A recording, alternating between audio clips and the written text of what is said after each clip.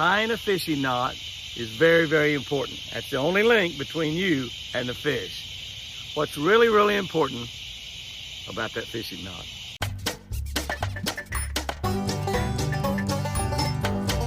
Wow! That's a beauty. Good morning, guys and girls. Good morning, August 26th. 1 Thessalonians 5:2. 1 Thessalonians 5:2. I love this one. You know very well that the day of the Lord comes again will be a surprise, like a thief that comes in the night. You know very well that the day of the Lord, that's when Jesus comes back to the earth. Jesus has been here one time, coming back. The day of the Lord comes again, it will be a surprise, like a thief that comes in the night. We don't expect it, but it happens. Surprises can be good or bad. We all enjoy the surprise of an unexpected topwater blow up.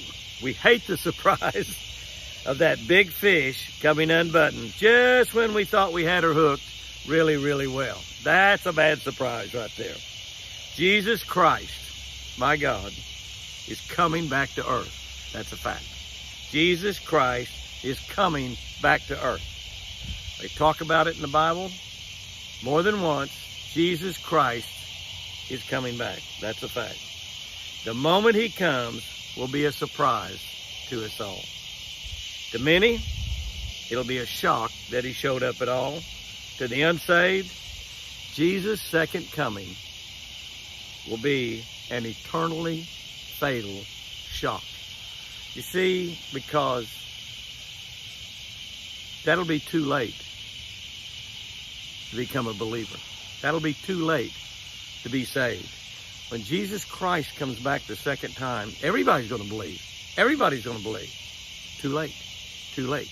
You have to be a believer. You have to be a Christian. You have to give your life to Jesus before that second coming. Before that second coming. It's really, really a critical situation when Jesus comes back, and the unsaved will find out that that is an eternally fatal shock to them. To those who claim Jesus, he wants to find us loving others. He wants to find us forgiving others. He wants to come back and find us helping others and telling others about him. When Jesus comes back, that's exactly what he wants to find us doing. My mom always worried about if she ever missed church on Sunday. She said that might be the very day that Jesus come back and she wouldn't be at church. And it may be on a Sunday. That'd be pretty good staging. I got to admit that. And God's good about staging. Remember Jonah and the big fish? I mean, God's good at staging. He stages things pretty dramatically. He really does. And I probably could come on a Sunday. That's pretty good. And I'm wondering how many people in every church is going to be real believers. How many of them are really going to be saved? How many of them will fly back into heaven with God the second time that he comes back? He wants to find us loving, forgiving, helping, and telling others about him. I think that if we only knew the exact time that Jesus was coming back, that's exactly what we would all be doing. That's exactly what we would all be doing. If you and I just knew that God was coming back November 15th, between now and November 15th, this is exactly what we would be doing. We would be loving, forgiving, helping others, and telling others about Jesus. It could be, but I say November 15th. It could be November 15th. But it could be today. It could be today.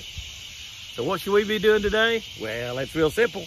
We should be loving others, forgiving others, helping others, and telling others about Jesus. I love that song out. Let me tell you about my Jesus. Let me tell you about my Jesus. Let me tell you about my Jesus. Here's our tip for today. This is a good one right here. Always wet your fishing line. Always wet your knot before cinching it down. Always wet your fishing line knot. You see me tie a knot, and you'll see me right before I cinch it down, stick it in my mouth and just wet it a little bit before I cinch it down. Now, particularly if you're using monofilament or fluorocarbon line. Now, with braid, you can probably get away without doing that. But if you're using monofilament, if you're using a copolymer line, if you're like using fluorocarbon coated or fluorocarbon line, you want to wet that knot. Now, you do that in order, because when you cinch it down, you're going to create a little heat. If you've got it wet, it won't get as hot. When you cinch a knot down, you create heat in the line, and heat destroys fishing line. That's why you don't want to leave your rods in your truck out on a hot summer day, you know, with all the windows rolled up. You don't want to have them in your truck. You don't want to have them if you park your boat outside. You don't want to have them all laying up on the deck where all that sunshine shining down on your fishing line, because it'll weaken your fishing line. So always wet your knot. Also, it lubricates that knot, causes it to slide down a little bit easier. So it cinches down real pretty and nice when you cinch your knot down. So always wet your knot before you cinch it down. Guys and girls, go out there and have you a great one today. And remember, you could come back today. So you know what we're supposed to be doing. Remember,